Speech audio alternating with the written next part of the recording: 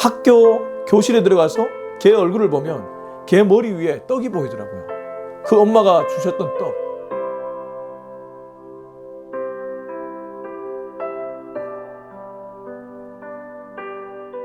기도하겠습니다. 하나님 아버지, 오늘도 말씀을 펼쳐 주의 음성 듣기를 원합니다.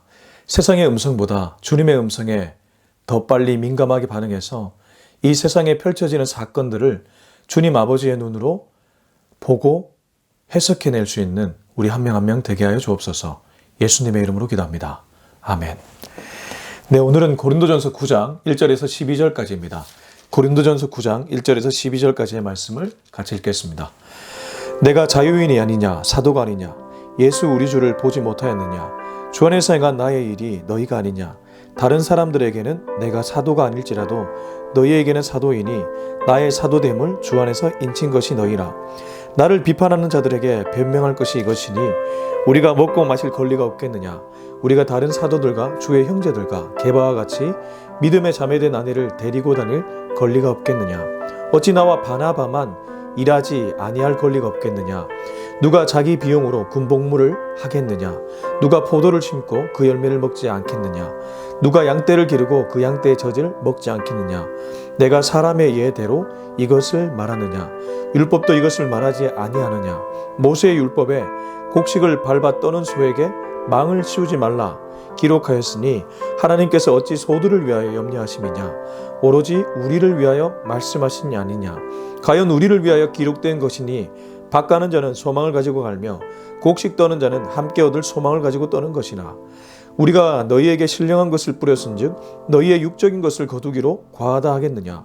다른 이들도 너희에게 이런 권리를 가졌거든 하물며 우리일까 보냐. 그러나 우리가 이 권리를 쓰지 아니하고 범사에 참는 것은 그리스도의 복음에 아무 장애가 없게 함이로다. 아멘. 네, 오늘은 고린도전서 9장 1절에서 12절까지의 말씀입니다. 고린도 전후서라는 이 바울이 쓴 서신서의 특징이 있습니다. 1절에도 말씀드렸지만 상황서신, 실용서신입니다. 당시 고린도 교회가 당면했던 여러 가지 문제가 있었는데 바울이 그 문제를 듣고 솔루션으로, 해결책으로 이 고린도 전후서를 기록했기 때문입니다. 이러한 서신들이 몇 가지 있습니다. 아무튼 고린도 교회는 여러 가지 문제가 있었습니다. 우리가 앞서 다루었지만 남녀 간의 관계의 문제도 있었고 또 음행 문제도 있었고 우상 제물에 관련된 문제도 있었고 네 가지의 분파로 나뉘어져서 분쟁하는 그런 문제들도 있었습니다. 한편으로는 고린도라는 지역에 그 부와 향락이 가득했고 이로 인해 고린도 교회는 세상의 영향을 상당히 받았습니다. 오죽하면 바울이 세상 법정 가서 송사하지 말라고 얘기했겠습니까? 9장에 와서 바울은 자신의 사도 권리에 대한 얘기를 하고 있습니다. 다르게 말하면 바울에 대한 오해가 고린도 교인들 사이에 있었다는 것이죠.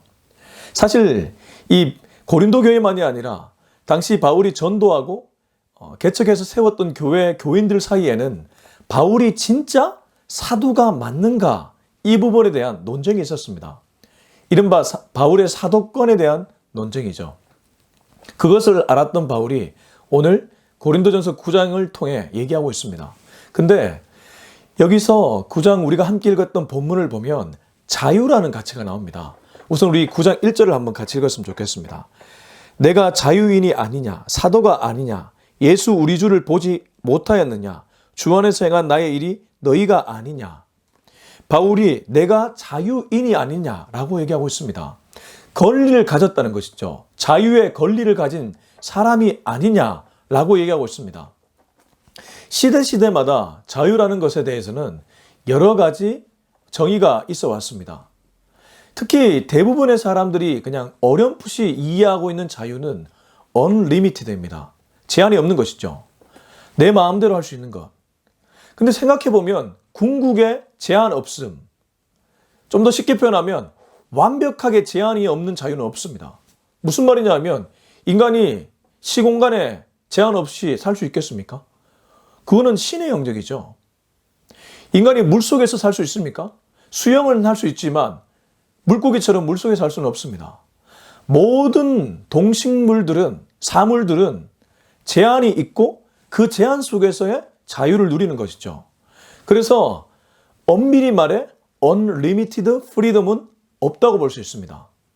특히 기독교인에게는 말씀을 기준 삼아 살아가는, 말씀이 나를 이끌어가는 자유가 있습니다. 그렇다면 right, 올바른 제한된 자유, right, limited freedom, 좀 어렵습니까?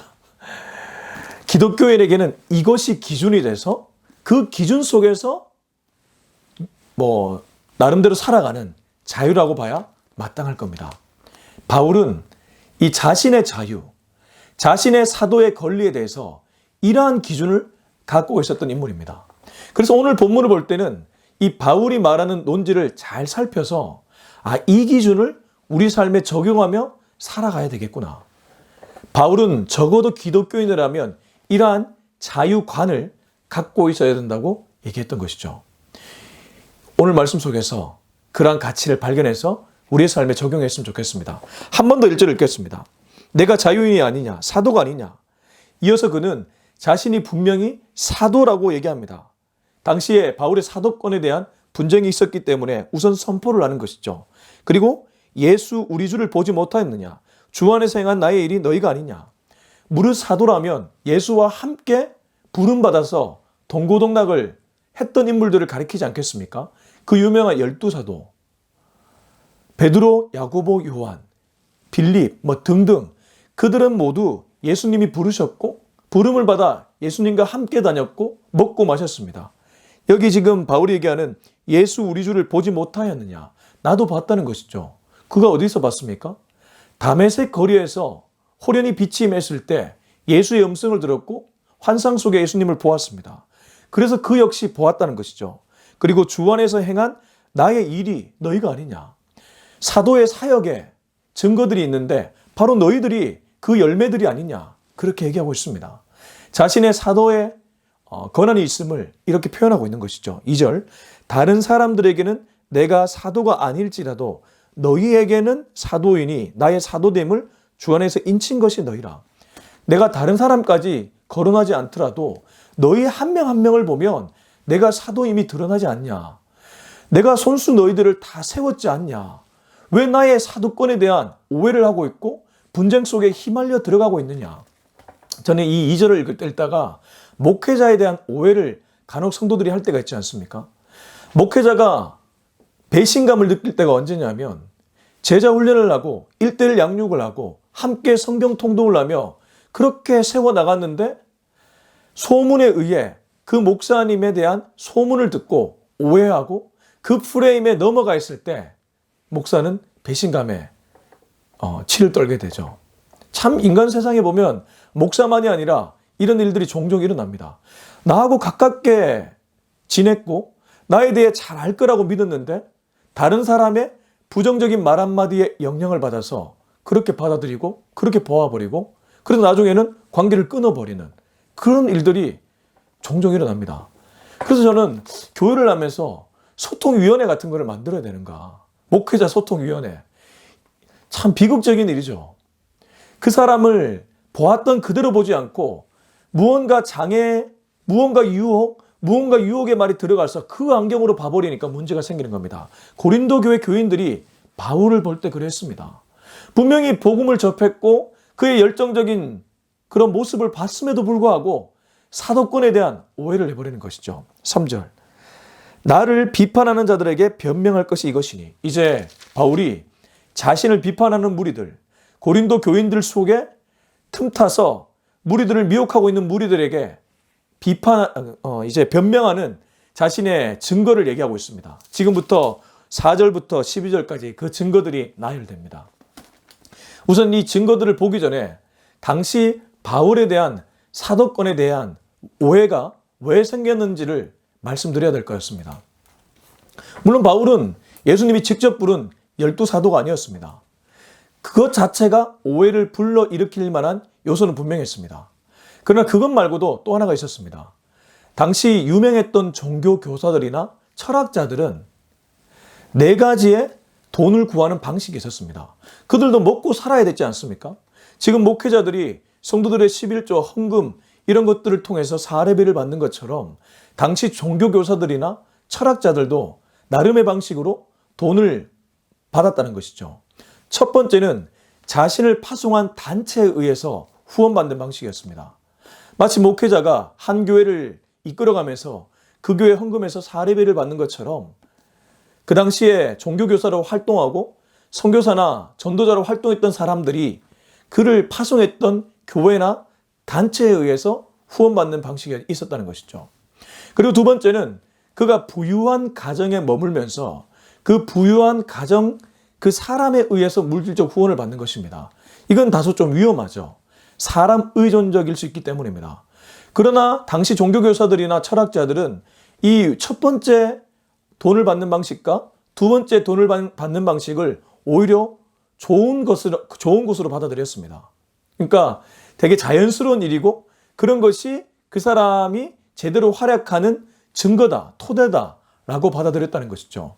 지금의 관점과 조금 다를 수 있습니다. 그리고 세 번째, 이 세 번째는 조금은 우리 입장에서 부정적으로 보이지만 이 세 번째까지도 그 사람들은 그렇게 나쁘게 보진 않았습니다. 구걸하는 것입니다. 왜 악기 연주, 거리의 악사들이 그 헝금한 같은 거, 바구니 같은 거 두고 연주하면 사람들이 가면서 동전이나 지폐를 두고 듣지 않습니까?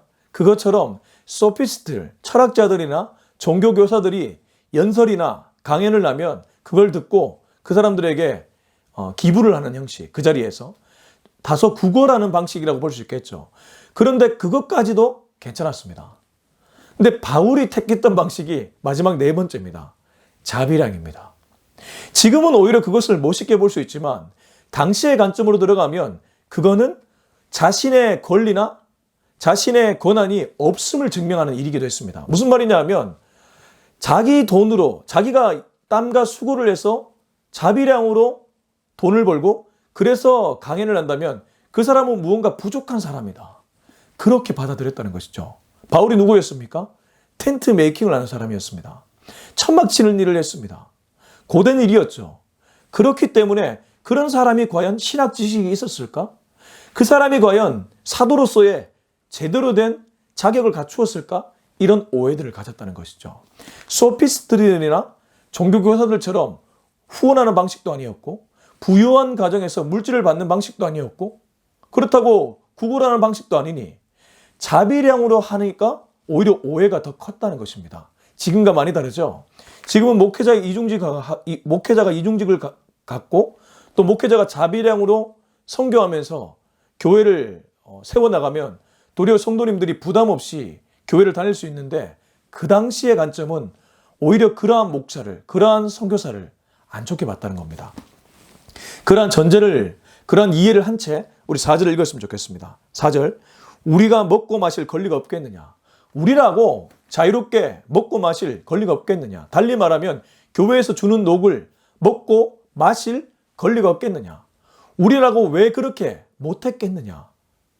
우리는 오히려 어떠한 이유 때문에 그렇게 하지 않았는데 너희들은 우리가 자비량으로 일하는 모습을 보며 오해하고 있구나. 바울이 그 질문을 던지고 있는 것입니다. 5절, 우리가 다른 사도들과 주의 형제들과 게바와 같이, 베드로를 가리키죠. 믿음에 자매된 아내를 데리고 다닐 권리가 없겠느냐. 이건 결혼할 권리가 없겠느냐 이 얘기가 아니고 당시 사도들이나 다른 사도들을 가리킵니다. 그리고 주의 형제들, 이 베드로와 같은 사람들은 자신의 아내를 함께 대동해서 다니면서 아내까지 연보를 받았습니다. 사례비를 받았다는 것이죠. 그렇게 아내 데리고 다니면서 우리가 재정적 후원을 받을 권리가 없었겠느냐. 이런 얘기를 바울이 얘기하고 있는 것입니다. 6절, 어찌 나와 바나바만 일하지 아니할 권리가 없겠느냐. 바나바도 텐트 메이킹을 했던 것 같습니다. 그래서 바울이 나와 바나바만 그렇게 텐트 메이킹을 아니할 권리가 없겠느냐.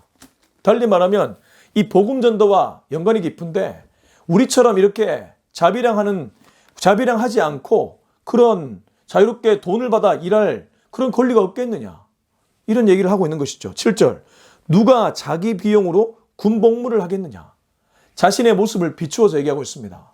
군복무를 할 때 돈을 자기가 직접 내면서 하는 사람이 몇이나 되느냐.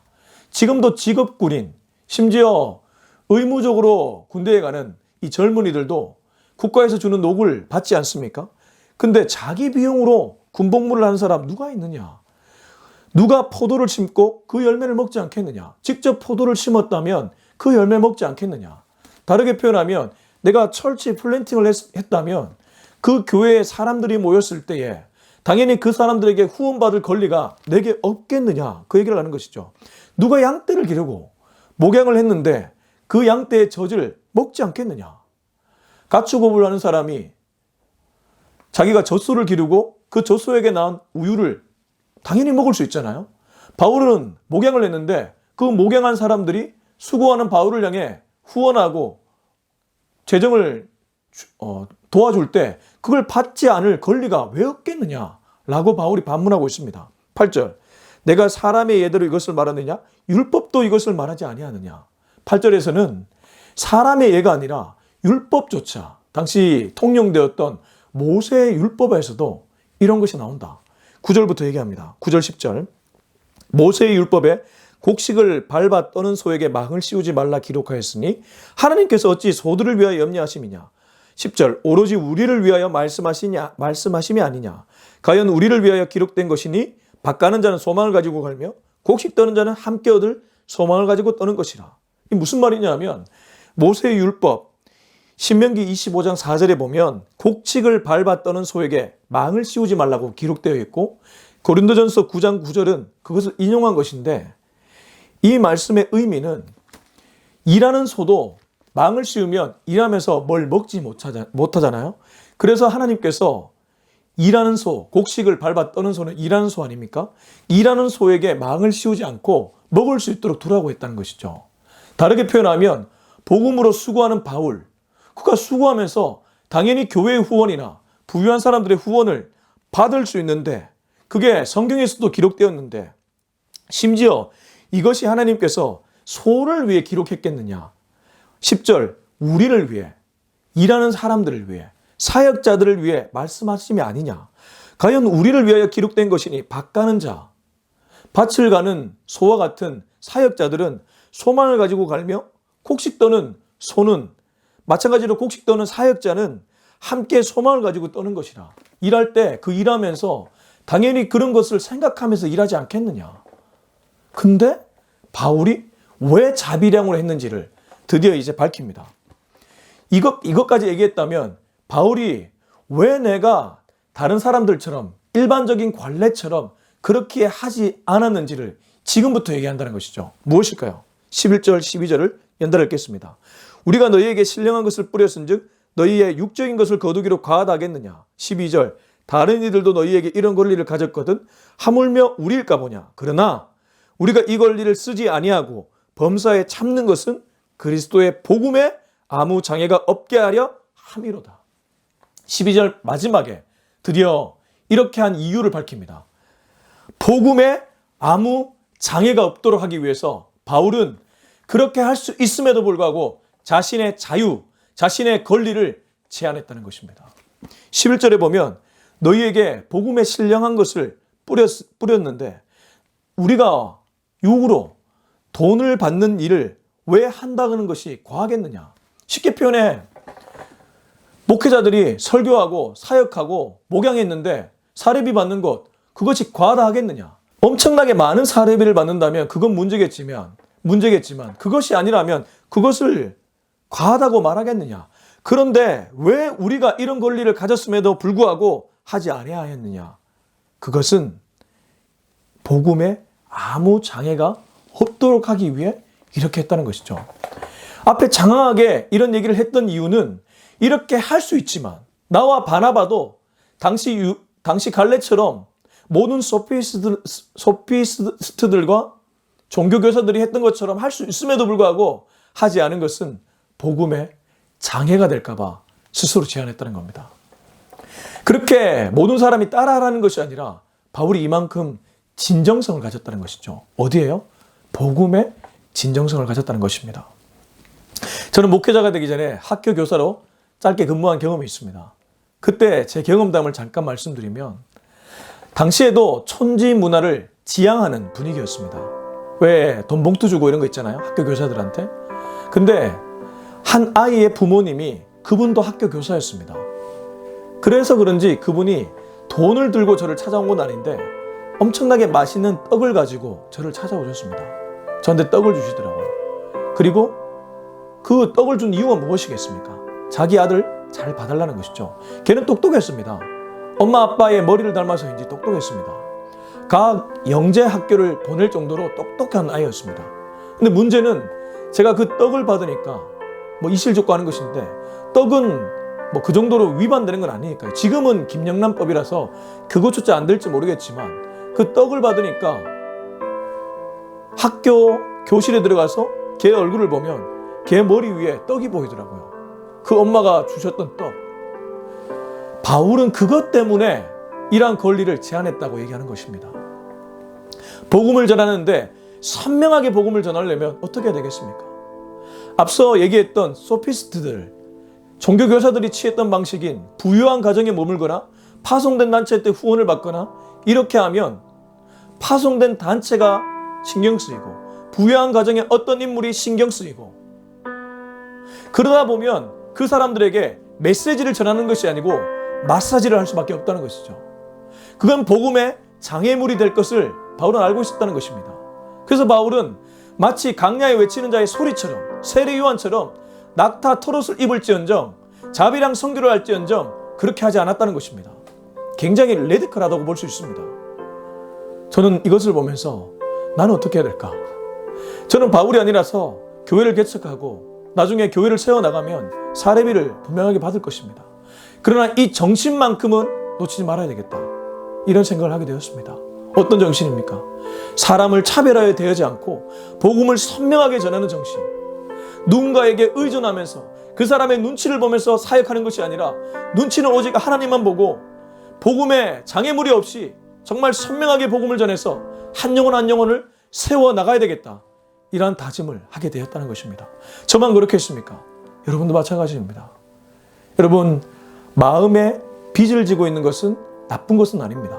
근데 그것이 너무 커져서 그 사람을 의식하고 그 사람의 눈치를 보고 그 사람에 의존되고 그 사람에게 기속되는 것은 하나님의 뜻이 아닙니다. 우리가 의존해야 되고 우리가 기속되어야 될 분은 오직 하나님밖에 없습니다. 오직 예수님밖에 없습니다.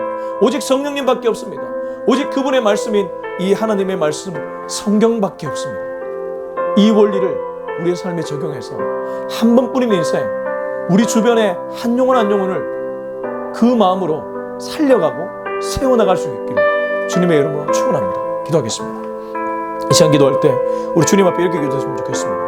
하나님, 혹여 내가 살아가면서 사람 눈치를 너무 많이 보진 않습니까? 사도 바울은 그렇게 살지 않으려고 자신의 자유를 제한했습니다. 자신의 권리를 포기했습니다. 나도 만약에 포기해야 될 것들이 있다면, 자유를 제한해야 될 것들이 있다면 가감하게 그렇게 결단하게 하여 주시옵소서. 사람 눈치 보지 않기를 원합니다. 하나님 눈치 보며 살아가는 인생 되게 하여 주시옵소서. 우리 이 기도 좀 가지고 주님의 이름을 한번 외치고 간절하게 기도하겠습니다. 주여! 아버지 하나님 감사합니다. 오늘 이 메시지를 통해 앞으로 내가 어떻게 살아가야 될지를 깨닫게 되었습니다. 주여, 돈 때문에 내가 해야 될 일을 하지 않는 그런 우를 범하지 않도록 도와주시옵소서.